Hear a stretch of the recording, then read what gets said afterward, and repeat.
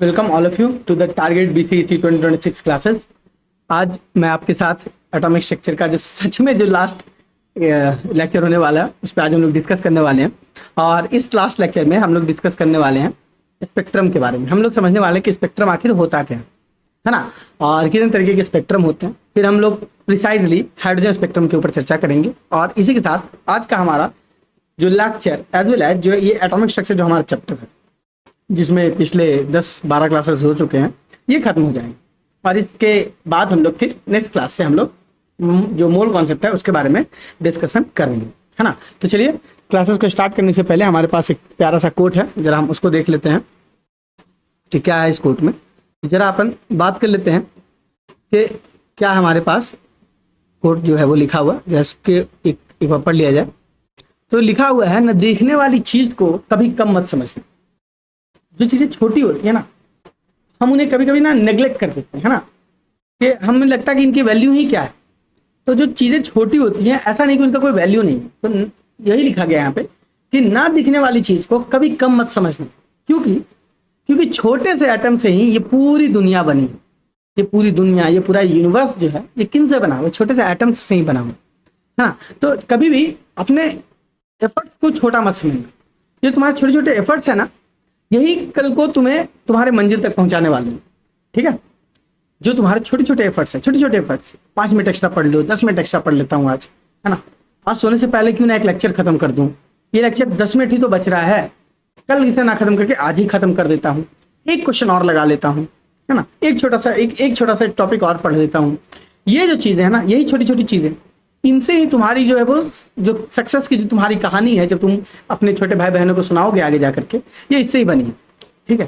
तो ना दिखने वाली चीज को कभी छोटा मत समझना, क्योंकि छोटे से एटम से ही पूरी दुनिया बनी है ना। क्योंकि छोटे से एटम से ही पूरी क्या बनी है? दुनिया बनी, ठीक है। तो चलो हम आगे बात करते हैं, और हम लोग आज पढ़ने वाले हैं स्पेक्ट्रम के बारे में, ठीक है। तो today we are going to read about spectrum. Spectrum में हम अपन क्या पढ़ने वाले हैं? अपन पढ़ने वाले हैं स्पेक्ट्रम में कि कितने तरीके के स्पेक्ट्रम होते हैं। तो एक तो होता है एमिशन स्पेक्ट्रम, जब जो माइक्रोस्कोपिक पार्टिकल है वो एनर्जी को जब एमिट करती हैं तब कौन सा स्पेक्ट्रम बनता है, उसे अपन एमिशन स्पेक्ट्रम कहते हैं। और जब कोई माइक्रोस्कोपिक पार्टिकल किसी चीज को एब्जॉर्ब करके अगर कोई स्पेक्ट्रम बनाता है, एक एनर्जी का बैंड बनाता है, तो उसे अपन, स्पेक्ट्रम का मतलब होता है दायरा। अगर मैं तुम्हें समझाऊं स्पेक्ट्रम का क्या मतलब होता है, तो स्पेक्ट्रम का मतलब होता है दायरा, या मैं बोलूं रेंज, है ना। तो ये दो तरीके का रेंज बनाती है। रेंज एनर्जी रेंज है, यहाँ पे बेसिकली हम बात कर रहे हैं। तो एक होता है एमिशन स्पेक्ट्रम, एक होता है एब्जॉर्प्शन स्पेक्ट्रम। अब अपन बात करें एमिशन स्पेक्ट्रम के बारे में, तो ये 3 तरीके के होते हैं, ठीक है। The first one is continuous emission spectrum, second one is line emission spectrum, third one is band emission spectrum. Okay, so पहला क्या हमारा कंटिन्यूअस एमिशन स्पेक्ट्रम है, दूसरा हमारे पास लाइन एमिशन स्पेक्ट्रम है, तीसरा हमारे पास बैंड एमिशन स्पेक्ट्रम है। जब हम कंटिन्यूअस एमिशन स्पेक्ट्रम को हम जब देखें, तो इसमें क्या होता है कि जब आप लाइट को देखोगे, जैसे इलेक्ट्रोमैग्नेटिक लाइट में बात करूं, ठीक है, तो वो कंटिन्यूअस एमिशन स्पेक्ट्रम का एग्जांपल है, ठीक।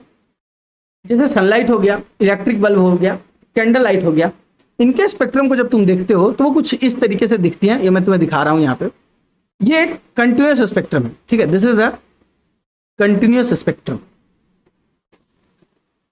This is a continuous spectrum.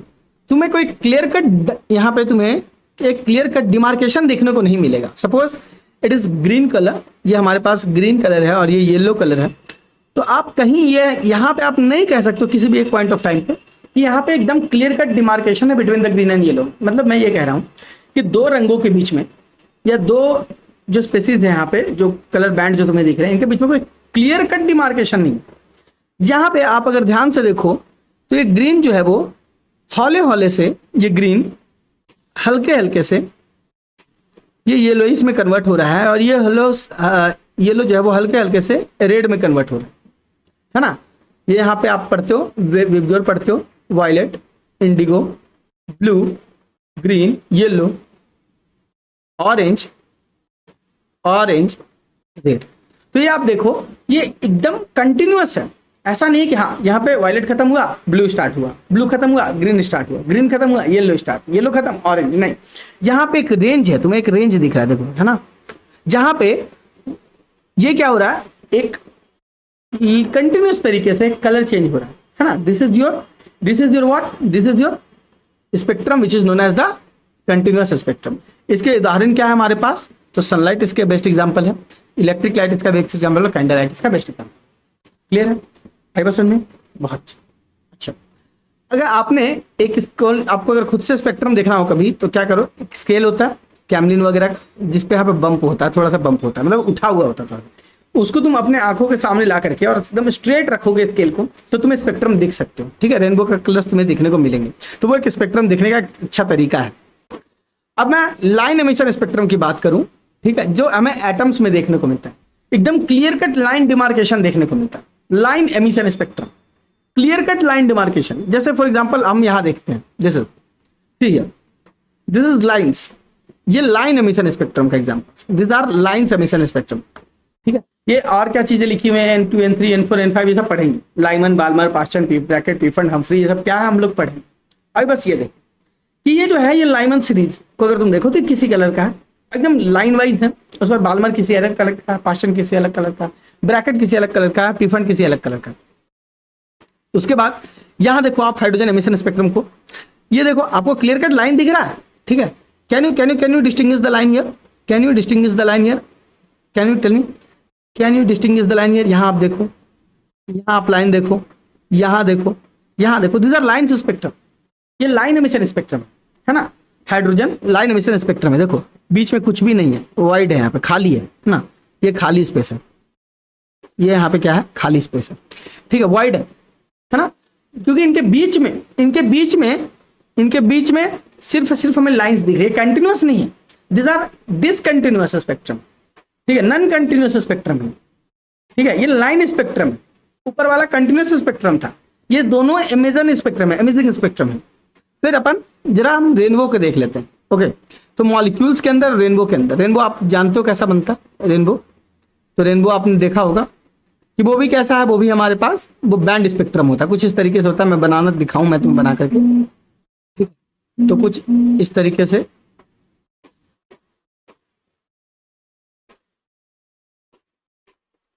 तो आप, आई होप तुम्हें समझ में आ रहा हो कि मैं कहना क्या चाह रहा हूं। कि बैंड देखो, अलग अलग कलर्स के ये बैंड तुम्हें दिख रहे हैं। ठीक है, ये होता है हमें रेनबो में देखने को मिलता है, बैंड स्पेक्ट्रम। बैंड समझ आ रही है, तो ये क्या है, किसका एग्जांपल है, this is band emission spectrum. ये किसका एग्जांपल है, this all are example of, this all are types of emission spectrum. ये एमिशन स्पेक्ट्रम के टाइप है ना, this are type of emission spectrum. अब एब्जॉर्प्शन स्पेक्ट्रम क्या है, सेम हाल है, इसमें भी स्पेक्ट्रम बनेगा, लाइट्स बनेंगी, लाइट दिखेंगी हमें, बट वो एनर्जी को एब्जॉर्ब करके बनेगी, एमिट करके नहीं बनेगी, है ना, एब्जॉर्ब करके बनेगी। कहाँ है, दिखाओ जरा मेरे को एक एब्जॉर्प्शन स्पेक्ट्रम दिखाओ। सो this is hydrogen absorption spectrum. अब एब्जॉर्प्शन स्पेक्ट्रम में देखो कि जो लाइट पहले से हैं, लाइट पहले से हैं, इसने एब्जॉर्ब किया, तो जहां जहां पे इसने लाइट को एब्जॉर्ब किया है, ठीक है, आप देखो कि वहां पे हमें क्या देखने को मिल रहा है, वहां पे हमें वाइड देखने को मिल रहा है, खाली खाली डिसकंटिन्यूटी देखने को मिल रहा है। ये absorption spectrum, this are absorption spectrum, इसको डिसकंटिन्यूअस स्पेक्ट्रम भी कह सकते हैं। ठीक है, तो ये एब्जॉर्प्शन स्पेक्ट्रम है। यहाँ पे आपको देखो कि पूरा बैंड के बीच में जहां जहां पे लाइट एब्जॉर्ब हो गई है, जहां से लाइट एमिट नहीं हो पाई, जहां से लाइट एमिट नहीं हो पाई, जहां जहां पे लाइट एब्जॉर्ब हो गई है, वहां पे हमें वो ब्लैक लाइन्स हमें देखने को मिल रही है कि वहां पे लाइट जो पर्टिकुलर वो उस वेवलेंथ की लाइट आई, वो एब्जॉर्ब हो गई। इसलिए अब तुम्हें पता होगा कि suppose this pen is looking green, पता नहीं तुम्हें दिख रहा है नहीं दिख रहा है, but this pen is green, green colour. Okay okay, ठीक है, चलो मैं ये दिखाता हूँ। ये वॉच, ये किस कलर का है, ये ब्लैक कलर का है, तुम्हें दिख रहा है, दिस इज ब्लैक कलर। ये ब्लैक क्यों है, क्योंकि ये कोई लाइट एमिट नहीं कर रहा है, इसने जितनी लाइट सोर्स को देखा उसको सब कुछ इसने एब्जॉर्ब कर लिया, that is why it looking black. अगर कोई चीज तुम्हें ब्लू दिखती है तो तुम्हें ये पता होगा, बेसिक नॉलेज है ये, 9th में तुमने पढ़ा होगा कि if something is looking blue, that means that particular particle is absorbing all the light except blue light. Blue light को वो एमिट कर रहा है, इसलिए वो हमें दिख रही है। एमिशन स्पेक्ट्रम यही तो है ना, कि जो एमिट हो रहा है, जो हमें दिख रहा है, बाकी सारी लाइट क्या होगी, एब्जॉर्ब होगी। अब कोई पार्टिकल लाल दिख रहा है, अगर कोई चीज लाल दिख रही है, तो इसका मतलब कि उसने लाल कलर को एमिट किया, बाकी को एब्जॉर्ब कर लिया। तो यहाँ पे एब्जॉर्प्शन स्पेक्ट्रम में मैं वही कह रहा हूँ कि जिस वेवलेंथ की लाइट को उसने एब्जॉर्ब कर लिया, वो दिखेगी ही नहीं, वो ब्लैक हो गई। जिसको उसने नहीं एब्जॉर्ब किया, वो सारी लाइट्स एमिट हो गई, वो सारी लाइट्स क्या हो गई, एमिट हो गई। For example blue, sky blue, green, yellow, orange, red and so on, maroon and so on so on so on so on चलता जाएगा। समझ में आई बात? क्लियर है? आई होप तुम्हें अब स्पेक्ट्रम में एक भी डाउट नहीं होगा, क्योंकि क्या होता है ना, स्पेक्ट्रम लोग पढ़ाते हैं, वो बस नाम बता देते हैं कि स्पेक्ट्रम पढ़ो, चलो हाइड्रोजन स्पेक्ट्रम पढ़ो, कुछ बताते नहीं है, हमें पिक्चर्स नहीं दिखाते। और दिमाग, इंसान का दिमाग जो होता है वो पिक्चर्स को ज्यादा अच्छे से परसीव करता है, तो हम जब पिक्चर्स के साथ चीजों को पढ़ते हैं तो क्लियर कट हो जाती है हमारे दिमाग में चीजें। फिर भी अगर तुम्हारे दिमाग में स्पेक्ट्रम को लेकर के कोई भी डाउट हो, please mention the comment section, we will definitely help you out. Okay, चलो आगे बढ़ते हैं। अब अपन बात करते हैं हाइड्रोजन स्पेक्ट्रम के बारे में। अपन बात करते हैं हाइड्रोजन स्पेक्ट्रम के बारे में। चलो एक भारी भरकम लाइन पढ़ लेते हैं, इसके बाद अपन इसको सिंप्लीफाई भी करेंगे। ओके, तो एक भारी भरकम लाइन पढ़ लेते हैं। तो भारी भरकम लाइन क्या है हमारे पास? The hydrogen spectrum, I hope तुम्हें दिख रहा होगा, is the electromagnetic emission spectrum produced by hydrogen atom. It's a discrete spectrum, meaning it consists of series of distinct lines at a specific wavelength rather than a continuous range of wavelength. The study of the hydrogen spectrum has played a crucial role in the development of atomic physics and the quantum mechanics. चलो समझते हैं कि जो hydrogen spectrum हमारे पास है वो एक electromagnetic induction है। What is electromagnetic? ये जो वेव्स पढ़े हमने, इलेक्ट्रोमैग्नेटिक वेव्स पढ़े। Light is self electromagnetic wave. Electromagnetic wave क्या होता है? वो एमिशन स्पेक्ट्रम या वो वेव्स होते हैं जो इलेक्ट्रिक फील्ड और मैग्नेटिक फील्ड में डिफ्लेक्ट हो जाते हैं। उनमें उनके पास इलेक्ट्रिक नेचर भी होता है, मैग्नेटिक नेचर भी होता है। ठीक है, ये हाइड्रोजन एटम्स प्रोड्यूस कर रहे हैं। Single atom is producing electromagnetic emission. ध्यान रखो इस चीज को। इट्स अ डिस्क्रीट स्पेक्ट्रम, ये फैला हुआ स्पेक्ट्रम है ये। इसका मतलब है कि इसमें एक सीरीज ऑफ डिस्टिंक्ट अलग अलग लाइंस हैं, अलग अलग डिस्टिंक्ट लाइंस हैं स्पेसिफिक वेवलेंथ के। यहां देखो जरा, इसको देखो इस पिक्चर को जरा, let's look at this pictures. क्या इसमें तुम्हें डिस्टिंक्ट लाइंस दिख रही हैं? अलग अलग लाइंस दिख रही हैं अलग अलग वेवलेंथ पे। वेवलेंथ मैं समझाऊंगा, ठीक है? तो तुम्हें अलग अलग लाइंस दिख रही हैं अलग अलग वेवलेंथ के इन पिक्चर्स में। ठीक है, उसके बाद क्या लिखता है हमारा कि rather than a continuous range of wavelength. इसमें कंटिन्यूअस रेंज नहीं है। कंटिन्यूअस है क्या? नहीं है। हाइड्रोजन एमिशन स्पेक्ट्रम में देखो, ये this is your continuous spectrum और this is your hydrogen spectrum. ठीक है, मैं लिख देता हूं यहां पे, ये हमारा क्या है? This is our hydrogen emission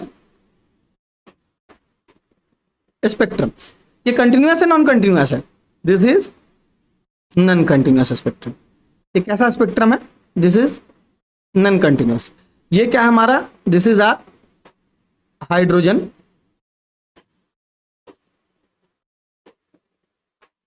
absorption spectrum. This is our hydrogen absorption spectrum. आई बात समझ में? कोई डाउट है? कोई दिक्कत? चलो आगे बढ़ते हैं। तो ये क्या है? Distinct lines of specific wavelength. अभी समझाऊंगा, डोंट वरी, वेवलेंथ को भी छोड़ दो। Rather than a continuous range, मतलब कंटिन्यूअस नहीं है, डिस्टिंक्ट अलग अलग लाइंस हैं। The study of hydrogen spectrum has played a crucial role. जो हमने जो पढ़ाई की हाइड्रोजन स्पेक्ट्रम की, इससे हमें बहुत इंपॉर्टेंट चीजें पता चली हैं एटॉमिक फिजिक्स और क्वांटम मैकेनिक्स के बारे में। भैया क्या ही लिख दिया आपने, ठीक है? मेरे को तो कुछ समझ में नहीं आ रहा। चलो अब आसान भाषा में इसको समझते हैं। Okay, so let's talk about hydrogen spectrum. क्या कहता है कि जब कभी इलेक्ट्रिक डिस्चार्ज हो गैसियस हाइड्रोजन मॉलिक्यूल से, मतलब हाइड्रोजन मॉलिक्यूल, उसमें हमने गैस इलेक्ट्रिक डिस्चार्ज, उसको इलेक्ट्रिसिटी प्रोवाइड किया, तब क्या हुआ?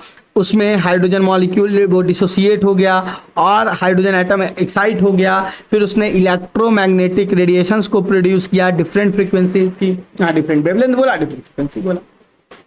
तो रादर तुम इसे वेवलेंथ के हिसाब से समझो, रादर फ्रीक्वेंसी के हिसाब से समझो, बात एक ही। तो जब हमने एक एक्साइटेड एक हाइड्रोजन एटम को इलेक्ट्रिक डिस्चार्ज से पास आउट किया, ठीक है, तो मॉलिक्यूल को जब हमने इलेक्ट्रिक डिस्चार्ज किया तो एटम्स टूटे। तो जो एटम एक्साइट हुआ हाइड्रोजन का, जिसने एनर्जी को एब्जॉर्ब किया, फिर उसने इलेक्ट्रोमैग्नेटिक रेडिएशंस प्रोवाइड किए। आई बात समझ में? डिफरेंट फ्रीक्वेंसी के। चलो आगे बात करते हैं। तो hydrogen consist of series of line. Hydrogen spectrum जो होता है, हाइड्रोजन स्पेक्ट्रम लिखूंगा मैं यहाँ पे, जो हाइड्रोजन स्पेक्ट्रम होता है, the hydrogen spectrum consist of series of lines. ठीक है, इनमें कौन कौन सी सीरीज हैं? तो अभी बस नाम याद रखो, लाइमन, बाल्मर, पास्चन, ब्रैकेट, पीफर्ड और हमरी। लाइमन, बाल्मर, पास्चन, ब्रैकेट, पीफर्ड और हमफ्री। अब जरा इसको एक बार समझ लेते हैं, ठीक है? So let's understand this. क्या है ये? तो इसको जरा समझेंगे। अच्छा, मैंने बना के रखा है डायग्राम, जरा इसको देखो। तो ये देखो, जरा इसे देखो, ये है hydrogen atom. This is our hydrogen atom and this is the nucleus. मैं इसके नीचे यहां पे मैं बनाता हूं न्यूक्लियस। हाइड्रोजन के पास ये हमारा न्यूक्लियस है, इसमें क्या होता है, इसमें हमारा प्रोटॉन प्लस न्यूट्रॉन होता है। ये है normal hydrogen atom, normal hydrogen atom, जिसके पास एक इलेक्ट्रॉन होता है, एक इलेक्ट्रॉन होता है, वो N1 में रहता है। ठीक है, इलेक्ट्रॉन्स कितने होते हैं इसके पास, इलेक्ट्रॉन्स की संख्या कितनी है, तो इलेक्ट्रॉन्स की संख्या है एक, तो वो कहाँ रहता है, एक इलेक्ट्रॉन्स होते हैं इसके पास और एक इलेक्ट्रॉन उसके N1 में यहाँ पे पाए जाते हैं। ठीक है, यहाँ तक कोई डाउट है, कोई डाउट। अब होता क्या है कि जब हाइड्रोजन के एटम को, ठीक है, this is nucleus of hydrogen, this is electrons of atom. अब इसको जब एक्साइट, जब एनर्जी हम प्रोवाइड किए तो ये उछल के क्या भाग गए, ये उछल के भाग गए, और फिर जब ये भागा तो फिर ये वापस जब शांत होने के लिए आएगा, जब वापस से रिटेलिएट करेगा अपनी एनर्जी को, जब छोड़ते हुए एमिट करते हुए, जब एनर्जी को एमिट करेगा, एमिशन है ना, जब एनर्जी को एमिट करते हुए पहले इसने क्या किया, पहले इसने एनर्जी को एब्जॉर्ब किया और ये ऊपर चला गया। अब ये एनर्जी को क्या कर रहा है, एमिट कर रहा है। ये पहला प्रोसेस है, दूसरा प्रोसेस है। तो जब ये एनर्जी को एमिट कर रहा है, जब ये एनर्जी को एमिट करते हुए आ रहा है, तो इसके पास एक एनर्जी है जिसकी एक फ्रीक्वेंसी, एक डिफरेंट वेवलेंथ होगा या एक फ्रीक्वेंसी होगी, है ना। E इक्वल टू हमने क्या पढ़ा, h म्यू, है ना, तो एक फ्रीक्वेंसी होगी उसकी, या हमने पढ़ा E equal to H upon lambda, उसके एक वेवलेंथ होगी। तो वो पर्टिकुलर वेवलेंथ या पर्टिकुलर फ्रीक्वेंसी के एनर्जी के इलेक्ट्रॉन्स जो होते हैं, वो जो अपनी एनर्जी को एमिट करते हैं, तो वो क्या करते हैं, वो लाइंस क्रिएट करते हैं, वो क्या करते हैं, वो बैंड्स, कुछ लाइन क्रिएट करते हैं, डिस्क्रीट लाइंस क्रिएट करते हैं। वही लाइंस तुम्हें अलग अलग कलर से यहाँ मैंने दिखाए हैं। ठीक है, जो तुम्हें यहां भी देखने को मिल रहा था, अगर मैं तुम्हें यहां दिखाऊं, इस पिक्चर को जरा से मैं बड़ा करके दिखाऊं, तो यही लाइंस तुम्हें यहां भी देखने को मिल रहा था, यही लाइंस तुम्हें यहां भी देखने को मिल रहा था। Okay, so this line is, यहां भी तुम्हें देखने को मिल रहा है, यही सेम लाइन, इसी को मैंने इस फॉर्मेट में तुम्हें नीचे दिखाया। तो डिस्क्रीट लाइंस, तो भी लाइंस कब कब बनेगी, जब एक इलेक्ट्रॉन, जब वो N2 से नीचे आएगा, N2 यानी सेकंड ऑर्बिट, मान लो वो सेकंड ऑर्बिट तक पहुंचा, ये फर्स्ट ऑर्बिट है हमारा। ठीक है, ऑर्बिट को अपन कैसे डिनोट करते हैं, N से, so it is N1, this is N2, और मैं यहां लिखूंगा N3, N4, N5 and so on. यहां भी आपको देखो लिखा हुआ है N1, N2, N3, N4, N5, ये क्या है, ये सब ऑर्बिट है। ठीक है, तो जब सेकंड ऑर्बिट से फर्स्ट में आई तब कैसी बनेगी लाइट, जब सेकंड से थर्ड से फर्स्ट में आएगी, जब फोर्थ से फर्स्ट में आएगी, फिफ्थ से एंड सिक्स से, जब सभी से फर्स्ट में जब लाइट आएंगी तो कैसी लाइट बनेगी। तो उस सीरीज ऑफ लाइंस को अपन कहते हैं कि वो लाइमन सीरीज है। क्या सीरीज है, लाइमन सीरीज। जब हायर ऑर्बिट से बाल्मर में जब जाएगी, यानी सेकंड ऑर्बिट में जाएगी, उसको हम बाल्मर सीरीज कहते हैं। कि हायर ऑर्बिट कुछ भी हो, 3, 4, 5, 6, 7, 8, 9, 10, 11, 12, वॉट एवर इट इज, अगर वो n इक्वल टू 2 में आ रही है, और जब वो जो लाइट बनाएंगी, जो एमिट लाइट होगी वो बाल्मर लाइट होगी, और जो लाइन सीरीज बनेगी वो बाल्मर सीरीज कहलाएगी। अगर N3 पास्ट चेन के पास आएगी, N3 n equal to 3, higher orbit 4, 5, 6, 7, 8, मतलब हायर ऑर्बिट क्या होता है, जिस ऑर्बिट की आप बात करें उससे +1 कर दो, तो 4, 5, 6, 7, 8, 9, 10 वॉट एवर इट इज। जब वहां पे जब हम बात करते हैं पास्चन की बात, जब वहां पे से थर्ड ऑर्बिट में आएगी तो हम पास्चन सीरीज कहते हैं। उसके बाद हमारे पास ब्रैकेट सीरीज आता है, उसके बाद हमारे पास पीफर्ड सीरीज आता है, उसके बाद हमारे पास कौन सी सीरीज आती है, हमारे पास पीफर्ड सीरीज हमारे पास आती है। चलो एक बार फिर से हम इसको देख लेते हैं, एक पिक्चर जो मैंने आपके लिए बनाया है, जरा उसमें इसको समझ लेते हैं कि ये पिक्चर क्या कहती है, जरा इस बात को समझो। तो मैंने कहा कि न्यूक्लियस, और न्यूक्लियस के लिए first orbit n equal to 1, इसमें जो लाइट आएगी वो लाइट कहीं से भी आ रही हो, कहीं से भी आ रही हो, सेकंड, थर्ड, फोर्थ, 5, 6, 7, कहीं से भी आ रही हो, वो कहलाएगी, कैसी कहलाएगी, वो कहलाएगी लाइमन सीरीज। अब जो लाइट यहां आ रही है, जो लाइट यहां आ रही है, किस में आ रही है, बाल्मर में आ रही है ना। मैंने एक बनाया है, बाकी आप खुद से बना सकते हो। ठीक है, तो मैंने अब जो लाइट बाल्मर में आ रही है वो क्या कहलाएगी, वो कहलाएगी बाल्मर सीरीज। जो पास्चन पे n इक्वल टू 3 में जो लाइट्स गिरेंगी, जो n इक्वल टू 3 में जो रेज गिरेंगी वो कहेंगी पास्चन, ब्रैकेट पीफर्ड हमरी। यहाँ पे सिर्फ मैंने लाइमन को डिनोट किया है, आई बात समझे, ताकि कॉम्प्लिकेटेड ना, इमेज कॉम्प्लिकेट ना हो, मुद्दा यही है, समझ आई बात। अब यहाँ देखो, जरा देख लेते हैं कि लाइन्स, जब हम बात करते हैं कि कौन सी लाइन्स है, जोन अब क्या है ये समझाऊंगा थोड़ी देर में, और N1 और N2 क्या है। तो जो सबसे आसान चीज है पहले उसको समझते हैं कि अभी हमने समझा कि अगर n इक्वल टू 1 में कोई चीज आएगी, ठीक है, तो उसको हम लाइमन सीरीज कहेंगे। अगर n इक्वल टू 2 में आएगी तो बाल्मर सीरीज कहेंगे, थर्ड ऑर्बिट में आएगी तो पास्चन कहेंगे, फोर्थ ऑर्बिट में लाइन्स गिरेंगी ब्रैकेट कहेंगे, फिफ्थ में पीफर्ड कहेंगे, सिक्स्थ में हम हम्फ्री कहेंगे। उसके ज्यादा तुम्हें जानने की जरूरत नहीं। गिरेंगी कहां से, तो अगर कोई N1 में गिर रही है तो जाहिर सी बात है कि वो लाइट कैसी होंगी, वो 2, 3, 4, 5, 6 या इंफिनिटी से आ रही होगी। तो वो देखो N2 उसके लिए हो गया n+1, N1 + 1। बाल्मर के लिए जो N2 हो गया वो गया 3, 4, 5 एंड सो ऑन। फास्टन के लिए जो N2 हो गया that is 4, 5, 6 and so on. Bracket के लिए जो N2 हो गया हमारे पास, क्योंकि N1 हमारा 4 है तो N2 क्या हो जाएगा, ऑब्वियसली बात है 4 + 1 एंड सो ऑन। ठीक है, सो 5, 6, 7, 5, 6, 7 एंड सो ऑन। जो पीफंड के लिए होगा वो क्या होगा हमारे पास 6, 7, 8, 8th orbit and up to infinity. Humphrey के लिए क्या होगा 7th, 8th और 9th and up to infinity वो चल जाएगा। आई बात समझ में। अब ये जोन क्या होता है, जरा जोन को समझो। जोन क्या होता है, इलेक्ट्रोमैग्नेटिक स्पेक्ट्रम जो होते हैं ना, जो इलेक्ट्रोमैग्नेटिक स्पेक्ट्रम होते हैं वो बहुत ही बड़े रेंज में लाई करते हैं। ठीक है, मैं तुम्हें दिखाता हूँ एक डायग्राम, मैं तुम्हें बना देता हूँ तुम्हारे लिए, जो तुम्हें बहुत ही हेल्प करेगा। इस डायग्राम को तुम्हें भी मेरे साथ साथ बनाना है। ठीक है, so you have to draw this diagram with me. तो चलो मैं एक डायग्राम बना के तुम्हें दिखा रहा हूँ कि एक डायग्राम मैं तुम्हारे लिए बना के दिखाता हूँ। इस डायग्राम को आपको भी बनाना है और ये बहुत ही हेल्पफुल डायग्राम है। This is very very helpful diagram. Okay, so this is very helpful diagram. Okay, अब ये क्या है, इसको हम कहते हैं इलेक्ट्रोमैग्नेटिक स्पेक्ट्रम। Electromagnetic spectrum. जो भी लाइट आपको दिखती हैं, जो सनलाइट है, जो बल्ब लाइट है, जो कैंडल लाइट है, जो भी आंखों से जो लाइट तुम परसीव कर सकते हो अपने चारों, अपने लाइफ में चारों, वो कहीं ना कहीं विबग्योर से मिलकर बनी है, जिसको तुम अपने आंखों से परसीव करते हो, जो एक बहुत ही छोटे से बैंड में गिरती है, जिस बैंड को अपन कहते हैं विजुअल रेज। ओनली उसको हम क्या कहते हैं, उसको हम कहते हैं कि वो जो है वो विजुअल स्पेक्ट्रम है। ठीक है, वो जो है वो विजुअल स्पेक्ट्रम, वो क्या है, वो विजुअल स्पेक्ट्रम है। So this is known as visual spectrum. Visual spectrum. Electromagnetic spectrum अगर इतना बड़ा है तो इस इलेक्ट्रोमैग्नेटिक स्पेक्ट्रम का बस यही हिस्सा आप अपने आंखों से परसीव कर पाते हो, यही हिस्सा आप अपने आंखों से परसीव कर पाते हो। इसके आगे पीछे का तुम्हें कुछ नहीं दिखता, इसके आगे पीछे का तुम्हें कुछ नहीं दिखता। यह जो तुम्हें दिख रहा है, the lines you can see here. ठीक है, जो लाइन्स तुम्हें दिख रही हैं, यहां देखो, ये जो स्पेक्ट्रम लाइन्स तुम्हें दिख रही हैं, ये जो लाइन्स तुम्हें दिख रही हैं, ये पूरा का पूरा जो लाइन है ये विजुअल स्पेक्ट्रम है। ये क्या है, ये विजुअल स्पेक्ट्रम। ठीक है, मतलब वो जो छोटा सा हिस्सा मैंने बनाया वो यही है, वो यही है विजुअल स्पेक्ट्रम। ठीक है, ये वो छोटा सा हिस्सा है उस उतने बड़े इलेक्ट्रोमैग्नेटिक स्पेक्ट्रम का, ये छोटा सा हिस्सा जो मैंने बनाया वही विजुअल स्पेक्ट्रम है। अब जरा देखो, इस विजुअल स्पेक्ट्रम के बाद क्या बचता है हमारे पास, इस विजुअल स्पेक्ट्रम के बाद।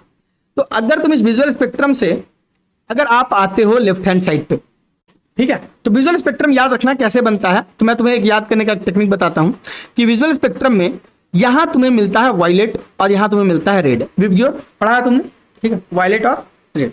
ठीक है, यहां तुम्हें मिलता है वायलेट और यहां मिलता है रेड।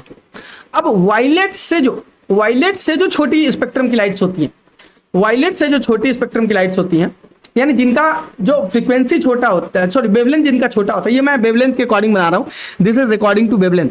ठीक है, this is according to wavelength मैं बना रहा हूं। ठीक है, this is according to wavelength on this side. अगर मैं फ्रीक्वेंसी की बात करूंगा, ठीक है, अगर मैं बात करूं फ्रीक्वेंसी की अकॉर्डिंग टू फ्रीक्वेंसी, तो फ्रीक्वेंसी में जाऊंगा इधर की ओर वेवलेंथ इंक्रीज करेगा और इधर की ओर फ्रीक्वेंसी इंक्रीज करेगा। दैट मीन्स इधर वेवलेंथ हमारा डिक्रीज करेगा और इधर फ्रीक्वेंसी हमारी क्या होगी, डिक्रीज करेगी। ओके, तुम्हें पता है ना रेड की वेवलेंथ सबसे ज्यादा बड़ी होती है, इसलिए रेड हमें दूर से दिखाई देता है। रेड लाइट को हम दूर से परसीव कर सकते हैं। वो क्या रीजन है कि जो ट्रेन्स की लाइट होती हैं, ट्रेन्स के आगे रेड लाइट, जो ट्रेन्स को रोकने के लिए जो लाइट्स है या फिर जो ट्रैफिक सिग्नल्स होते हैं वो रेड कलर की होती है। क्या इसका रीजन क्या है? बिकॉज रेड जो होता है वो बहुत ही दूर से दिखाई देता है, क्योंकि उसका वेवलेंथ बहुत ज्यादा होता है। तो रेड का वेवलेंथ जो है वो बहुत ज्यादा है। ठीक है, वही फ्रीक्वेंसी रेड की कम है विजुअल लाइट के अंदर। अब जो जिसकी फ्रीक्वेंसी, ठीक है, जिसकी फ्रीक्वेंसी वायलेट से बड़ी और जिसकी वेवलेंथ वायलेट से छोटी है, उन लाइट्स को अपन कहेंगे, उन लाइट्स को अपन क्या कहेंगे, तो उन लाइट्स को अपन कहेंगे, क्या कहेंगे, उन लाइट्स को जरा देख लेते हैं। ठीक है, तो उन लाइट्स को अपन कहेंगे कि दीज आर यूवी लाइट। इनको हम क्या कहेंगे, UV light, UV light, ultraviolet light. UV light ये हमें अपने आंखों से नहीं दिखता। तुम्हें क्या अपने आंखों से सूर्य की आने वाली किरणों में अल्ट्रा वायलेट किरणें दिखती हैं? नहीं दिखती, वो बहुत छोटी होती है। ठीक है, उनकी वेवलेंथ बहुत कम होती है, वो हमें नहीं दिख सकती। हमारे आंखें उतनी कैपेबल नहीं है कि हम अल्ट्रा वायलेट लाइट को देख सकें, है ना। So our eyes can't see ultraviolet light. हम अल्ट्रा वायलेट लाइट को नहीं देख सकते। ठीक है, वो हमारे स्किन को पेनिट्रेट कर सकती है। देखो, जो विजुअल लाइट है वो हमारे आंखों को, कॉर्निया को पेनिट्रेट करके हमारे रेटिना से रिएक्ट करती है। पढ़ा होगा आपने, बायोलॉजी में पढ़ोगे भी, जब आप आई पढ़ोगे तो पढ़ोगे। वहीं जो अल्ट्रा वायलेट लाइट होती है, दैट कैन काउज डर्मेटिक कैंसर पढ़ा होगा, डर्मा कैंसर वो कर सकती है ना, स्किन कैंसर कर सकती है। क्यों स्किन कैंसर कर सकती है भाई? Why they can cause skin cancer? Because that can penetrate in your skin, है ना, वो तुम्हारे स्किन की सेल्स से छेड़छाड़ कर सकती है। तो यूवी लाइट जो होती है वो स्किन तक पहुंच सकती है, पेनिट्रेट कर सकती है। ये वायलेट लाइट पेनिट्रेट नहीं कर सकती आपकी बॉडी को। अच्छा, उससे जिसकी वेवलेंथ कम होती है उनको अपन कहते हैं that is known as X rays. That is what known as X rays. X rays UV light से भी ज्यादा वेवलेंथ कम होती है, फ्रीक्वेंसी की बहुत ज्यादा हाई होती है, और एक्सरेज इतने खतरनाक होते हैं that can even penetrate your muscles, है ना। तो यूवी लाइट आपके स्किन को पेनिट्रेट कर सकती है, X rays can even penetrate your muscles. लिखने की जरूरत नहीं है, ठीक है, बस दिमाग में रख लो, एक बार में याद हो जाएगा। अच्छा, एक और लाइट है that can even penetrate your bones. Can you guess that light? क्या आप उस लाइट को गेस कर सकते हो जो बोन को भी पेनिट्रेट कर सकती है? और उस लाइट का नाम है, उस लाइट का क्या नाम है? तो उस लाइट का नाम है गामा रेज। क्या नाम है? गामा रेज, है ना। मैं लिख देता हूं gamma rays. So gamma rays can even penetrate your bone. इसीलिए गामा रेज का यूज किया जाता है कब? जब कैंसर ट्रीटमेंट करना होता है, कैंसर कहीं भी हो बॉडी में, जब उस सेल्स को मारना होता है तो हम गामा रेज की बात करते हैं, क्योंकि gamma rays can even penetrate your bones. ठीक है, आई बात समझे? तो ये हमने देखा कि हम कहां जा रहे हैं, हम जा रहे हैं लाइट की ओर जा रहे हैं। जब हम वायलेट से जा रहे हैं, जब हम वेवलेंथ को घटा रहे हैं, फ्रीक्वेंसी बढ़ा रहे हैं, तो हम यूवी लाइट को देखते हैं, एक्सरेज को देखते हैं, गामा रेज को देखते हैं। ये तीनों चीजें आपकी आंखों से दिखने वाली नहीं है, ये आप आंखों से परसीव नहीं कर सकते। जो इलेक्ट्रोमैग्नेटिक स्पेक्ट्रम का हिस्सा आप अपने आंखों से परसीव कर सकते हो, that is one and only visual spectrum. इससे ज्यादा आप कुछ परसीव नहीं कर सकते अपने आंखों से। इनके बाकी की चीजों के लिए आपको इंस्ट्रूमेंट की जरूरत पड़ती है। आर्मी में एक इंस्ट्रूमेंट बहुत अच्छे से यूज होता है, बहुत ज्यादा यूज होता है, जिसको अपन कहते हैं IR, infrared rays. Infrared rays, ठीक है। इंफ्रारेड रेज क्या होती है? आपकी बॉडी जो हीट एमिट करती है वो इंफ्रारेड रेज इमिट करती है। आपकी बॉडी से हीट जब एमिट होता है तो वो इंफ्रारेड रेज इमिट होता है। इसलिए आर्मी में देखना इंफ्रारेड कैमराज यूज होते हैं। क्यों? जबकि एनिमी नेशन का जब कोई इंसान आपकी कंट्री के अंदर, जब वो एनिमी नेशन का कोई इंसान जब आपके कंट्री के अंदर वो एंटर करता है तो वो सब कुछ छुपा सकता है, वो जंगलों में छुप के आ सकता है, सब कुछ कर सकता है, बट वो अपनी बॉडी से निकलती हुई हीट को नहीं छुपा सकता। और इंफ्रारेड जो कैमरास होते हैं वो इसको कैप्चर कर लेते हैं, ठीक है। और रात में भी आपको इंफ्रारेड कैमरास को देखने में, क्योंकि रात में वो दीवालों की गर्मी या जो आसपास की गर्मी है उसको वो रिसीव करते हैं और उसको वो सिग्नल्स के तौर पे कन्वर्ट कर देते हैं इंफ्रारेड कैमरा। सो इंफ्रारेड लाइट्स क्या होती हैं? जिनकी वेवलेंथ जो है वो रेड से बड़ी है, फ्रीक्वेंसी रेड से भी छोटी है। मतलब frequency exactly proportional to the penetration power. याद रखना, फ्रीक्वेंसी जो होती है, फ्रीक्वेंसी मैं म्यू से डोनेट कर रहा हूं, ये पेनिट्रेशन पावर को बताती है। तो जिसकी फ्रीक्वेंसी जितनी ज्यादा होगी, ठीक है, उसका पेनिट्रेशन पावर उतना ज्यादा हो। गामा रेज की पेनिट्रेशन पावर देखो, वो बोन को पेनिट्रेट करता है, एक्सरे मसल को, यूवी स्किन को। वही विजुअल स्पेक्ट्रम किसी चीज को पेनिट्रेट नहीं कर पाती, किसी बॉडी पार्ट। तो इंफ्रारेड कर पाएगा क्या? ऑब्वियसली नॉट, क्योंकि इसकी जो फ्रीक्वेंसी है वो इससे कम है। लेकिन वेवलेंथ क्या होता है? वो बताता है कि कोई लाइट कितनी दूर तक ट्रेवल कर सकती है। हम वायलेट सिग्नल क्यों नहीं रखते, रेड लाइट क्यों रखते हैं? क्योंकि रेड बहुत दूर तक ट्रेवल कर सकती है, सेम एज इंफ्रारेड बहुत दूर तक ट्रेवल कर सकती है, बहुत दूर तक इंफ्रारेड लाइट जो वो ट्रेवल कर सकती हैं। अलोन की मैं बात कर रहा हूं। उसके बाद इंफ्रारेड के बाद क्या होता है? तो इंफ्रारेड के बाद होता है रेडियो वेव्स। क्या होते हैं? रेडियो वेव्स, ठीक है, माइक्रोवेव्स, मैक्रोवेव, ठीक है। ये थोड़ा इधर उधर हो सकता है, मैं दिमाग से निकल गया, बट मोटी मोटी बात यही है, ठीक है। ये इंपॉर्टेंट नहीं है तुम्हारे सिलेबस के लिए, बस मैं समझाने के लिए समझा रहा हूं कि रेडियो वेव्स क्या होती है। तो इंफ्रारेड से भी जिसकी वेवलेंथ ज्यादा होती है वो होती है रेडियो वेव। इसीलिए याद रखना कि आप घर के कमरे में बैठे हुए हो और पटना में रेडियो चल रहा है और आपको आपकी घर की आवाज, आप सुपौल में रहते हो, आप गया में रहते हो, आप जहानाबाद में रहते हो, आप बेगूसराय में रहते हो, आप पूर्वी चंपारण में रहते हो, आप भागलपुर में रहते हो, आप कहीं भी रहते हो, रेडियो चल रही होती है पटना में, वहां से वो रेडियो वेव छोड़ते हैं सैटेलाइट के थ्रू, वो रेडियो वेव आपके घर तक पहुंचती है, इतनी दूर तक वो ट्रैवल करती है, ये रेडियो वेव है। पर पेनिट्रेशन पावर ज्यादा नहीं है। तुम अपने घर के सबसे जो प्राइवेट कमरा जो होगा, मतलब मैं कहूं कि सबसे अंदर अंदरूनी हिस्से का जो कमरा होगा, अगर आपका घर 3 फ्लोर का है, 2 फ्लोर का है, आप सबसे नीचे वाले कमरे में चले जाओ, सबसे अंदर वाले कमरे में चले जाओ, वहां नेटवर्क नहीं आएगा। वहां नेटवर्क आएगा क्या? नहीं आएगा। वहां क्या आपकी सिम काम करती है क्या? नहीं काम करती। क्यों नहीं काम करती है? रेडियो वेव है, माइक्रोवेव है, मैक्रोवेव है। लेकिन वही बात है कि इनकी वेवलेंथ बहुत ज्यादा है। कितनी वेवलेंथ होती है? मैं कहूं रेडियो वेव की जो वेवलेंथ होती है वो 20 मीटर, यानी 2 स्टोरी 3 स्टोरी बिल्डिंग को भी वो उससे भी बड़ी इसकी वेवलेंथ होती है रेडियो वेव की। क्लियर हुआ पॉइंट, समझ में आ गया। तो अपन आते हैं वापस अपने मुद्दे पे, विजुअल स्पेक्ट्रम। तो देखो ये जो हमारा इलेक्ट्रोमैग्नेटिक स्पेक्ट्रम है, इसका एक बहुत ही छोटा सा हिस्सा हमारा विजुअल स्पेक्ट्रम है, बाकी बड़ा सा हिस्सा जो है वो दूसरे वेव्स कैरी करते हैं। अब आपको ये बहुत अच्छे से समझ में आएगा। ये जो हमारा लाइमन सीरीज जो होता है वो यूवी रेज में फॉल करता है। तो क्या अगर लाइमन सीरीज कभी बना और आप उस छोटे लेवल तक देख पाओ, तो क्या आप लाइमन सीरीज को फिर भी अपने आंखों से परसीव कर पाओगे? क्या नहीं कर पाओगे, ऑब्वियसली नॉट, क्योंकि ये यूवी रे है, बिल्कुल नहीं कर पाओगे। क्या वॉल्मर सीरीज को आप परसीव कर पाओगे क्या? हाँ, बिल्कुल सही बात, बिल्कुल बिल्कुल, वेरी वेरी इंपॉर्टेंट, याद रखना। तो अगर सवाल आएगा कि कौन सा ऐसा हाइड्रोजन स्पेक्ट्रम है जिसको हमने आंखों से देख सकते हैं, जो आपको दिख रहा था, दैट इज वॉल्मर सीरीज, विजुअल है वो ही दिखेगा और कुछ नहीं दिखेगा।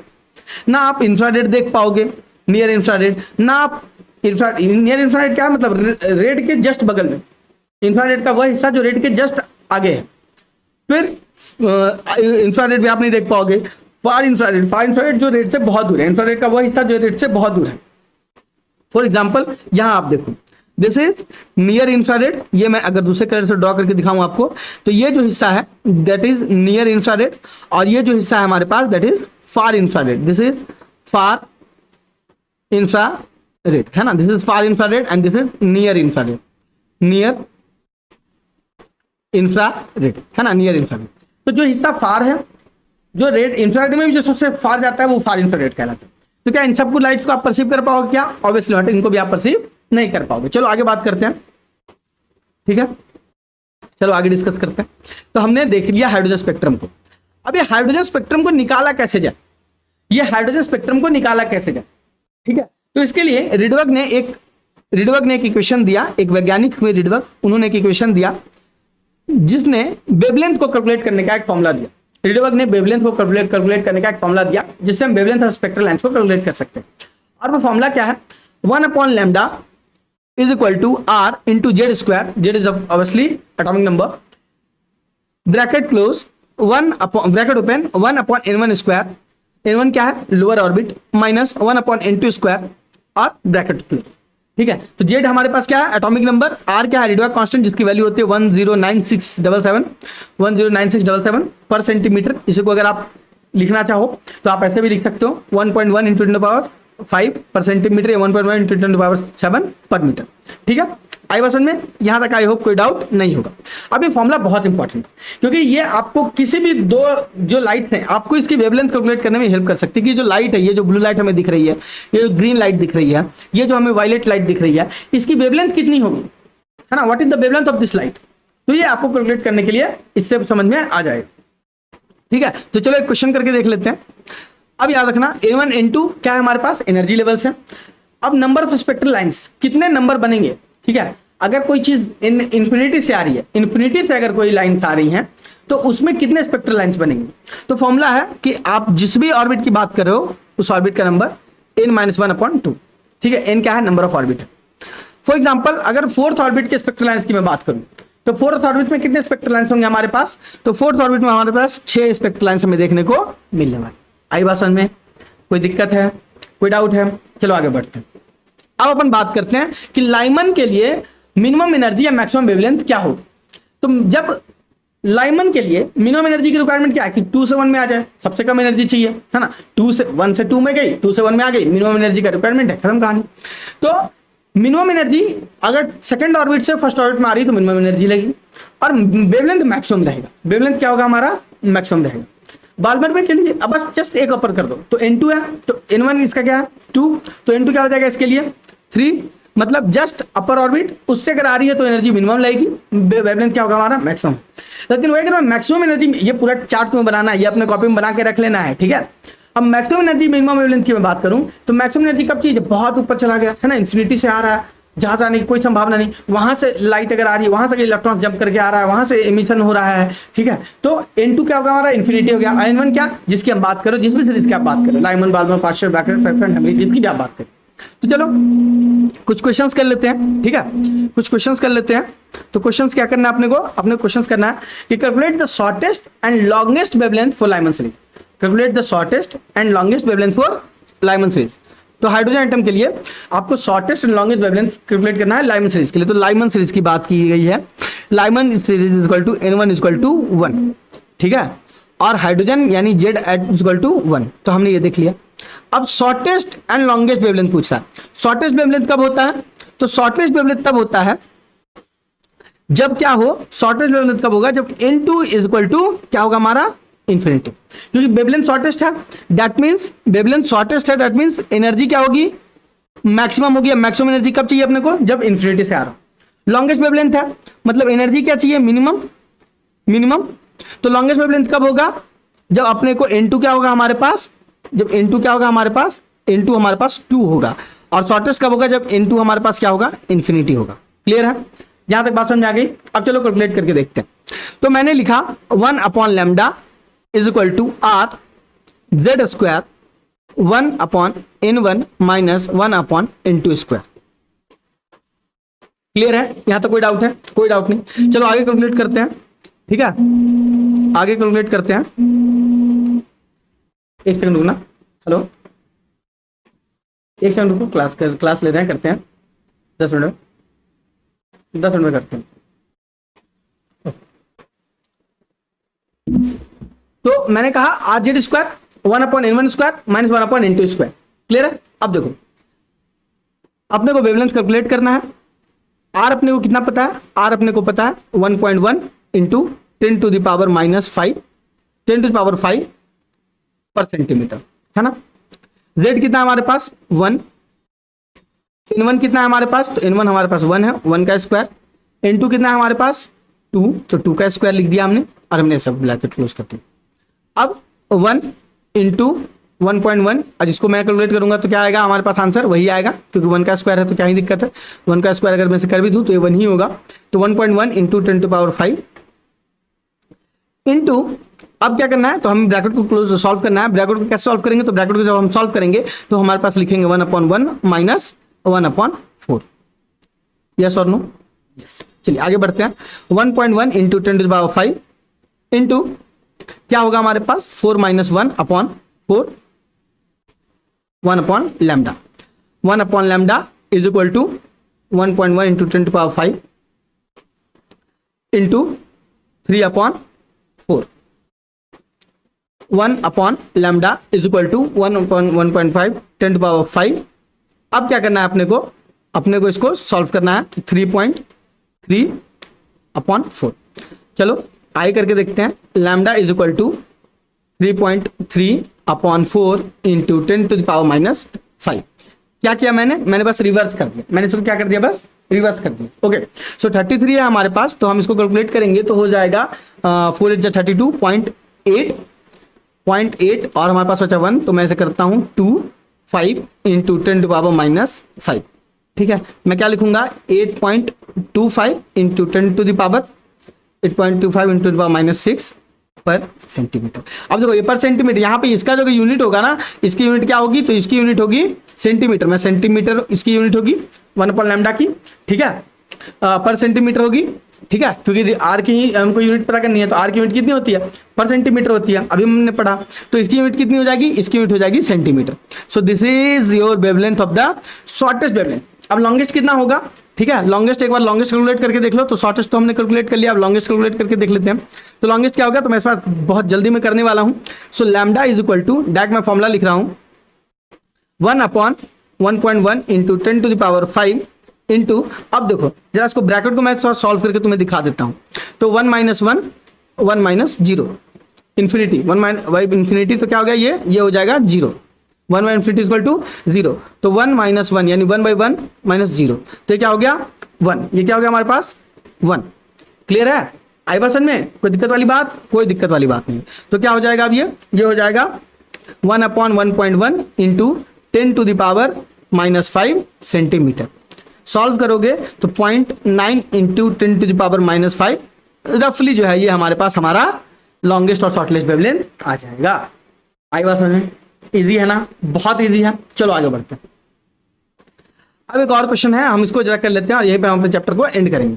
तो which transition hydrogen spectrum have the same wavelength as the Balmer transition of N4 N2 of helium species. चलो क्या कह रहा है? Which transition hydrogen spectrum have same wavelength as a Balmer transition N4 N2 of helium species. एक जरा मैं से एक एक चीज यहां पे तुम्हें करके दिखा दूं, जरा इस बात को समझना। यहां पे ये वैल्यू क्या है, क्या ये R है? तो हाँ है। तो अगर मैं इसे यहां से कंटिन्यू कर दूं तो क्या मैं इसे लिख सकता हूं 1/λ is equal to R into 3/4। So क्या मैं लिख सकता हूं lambda is equal to 3R, lambda is equal to 4/4/3R। क्या मैं इसे ऐसा लिख सकता हूं? क्या मैं लिख सकता हूं? पक्का?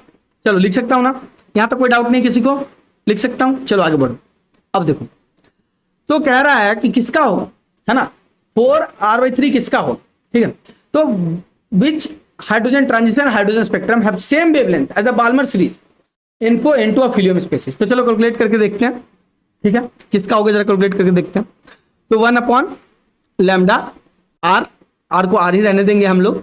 Z², तो मैं लिख देता हूं हीलियम के लिए, तो हीलियम के लिए Z² हो गया 2, ठीक है। N1 का स्क्वायर, N1 स्क्वायर क्या होता है? तो N1 यहाँ हमारे पास क्या है, हमारे पास है 2 जो लोअर ऑर्बिट है, that is our N1।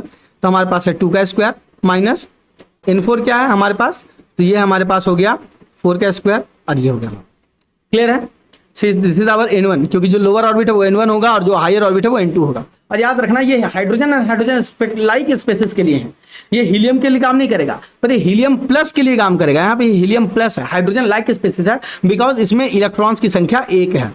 Electrons कितने इसमें? 1 है, इसलिए यहाँ पे काम करेगा, अदरवाइज ये काम नहीं करेगा हाइड्रोजन स्पेक्ट्रम में। यहाँ पे अब देखो क्या होगा, 1/λ is equal to R into 4। अब इसको जरा सॉल्व करो, 1 - 4/1 - 16। कोई दिक्कत है यहाँ पे? कोई दिक्कत वाली बात? आई होप कोई दिक्कत वाली बात नहीं होगी। चलो आगे जरा इसको सॉल्व करके अपन देखते हैं। तो 1/λ is equal to 4R into, जब इसको आप सॉल्व करोगे तो ये आएगा कितना, 16 - 4, 16 - 4/16। यस और नो? यस और नो बोलो, आएगा? पक्का आएगा? 16 - 4/16। अब इसको मैं और भी कर सकता हूँ 4 हाँ, तो ये इसको मैं और भी सॉल्व कर सकता हूँ, इसको मैं ऐसा कर सकता हूँ। तो ये आ जाएगा 4 माइनस कितना हो जाएगा, ये हमारा ये हो जाएगा 1, ठीक है, 4/1। अब ठीक है, ठीक है। तो चलो अब इसको सॉल्व करते हैं अपन। तो क्या आएगा, 1/λ 4R, 1/λ 4R इंटू क्या हो गया हमारे पास, 3/16/4। अब देखो जरा क्या हो गया, 1/λ is equal to 1/λ is equal to हो गया 3R/4। तो R इसको लैम्डा इज इक्वल टू क्या हो जाएगा, यहाँ पे हमारे पास लैम्डा इज इक्वल टू क्या हो जाएगा, lambda is equal to 4/3R। Lambda is equal to क्या हो गया, 4/3R। क्या अभी कभी भी देखा है तुमने lambda is equal to 4/3R? कहीं पे तुमने अभी पढ़ा है lambda is equal to 4/3R? कहाँ पढ़ा है? देखो कहाँ पढ़ा है, देखो जरा, क्या हमने यहाँ पे पढ़ा है क्या? ठीक है, यहाँ पे क्या हो गया, यहाँ पे तो वैल्यू हो जाएगी lambda is equal to 1/R। यहाँ पे क्या आ जाएगी value, lambda is equal to 1/R। तो और कहाँ पढ़ा है? यहाँ तो नहीं पढ़ा हमने। और कहाँ पढ़ा हमने? अरे देखो हमने यहाँ पढ़ा है ना, सी हमने यहाँ पढ़ा lambda is equal to 4/3R, है ना। तो हमने यहाँ पे क्या पढ़ा, lambda is equal to 4/3R। ये कब हो रहा था, ये कब हो रहा था, कौन सा केस था, जरा देखो कौन सा केस था ये। तो क्या ये सेकेंड ऑर्बिट से फर्स्ट ऑर्बिट में जाने का केस था, N2 to N1। हाइड्रोजन में तो यही केस था ना, ठीक है। हाइड्रोजन में क्या केस था कि हाइड्रोजन के सेकंड ऑर्बिट से अगर फर्स्ट ऑर्बिट में जाएगा तो लैम्डा इज इक्वल टू होता है, क्या होता है, लैम्डा इज इक्वल टू, बोले लैम्डा इज इक्वल टू क्या होता है वहां पे, 4/3R। क्या होता है हमारे पास, लैम्डा 4/3R। आई बात समझ में? कोई दिक्कत है? कोई दिक्कत नहीं है। तो चलो हमारे पास ऑप्शन कौन हो गया, क्या N4 से 3 में गया है? नहीं। क्या N3 से 2 में गया है? नहीं। क्या 4 से 2 में गया है हाइड्रोजन में? नहीं। ये हाइड्रोजन की बात कर रहा है।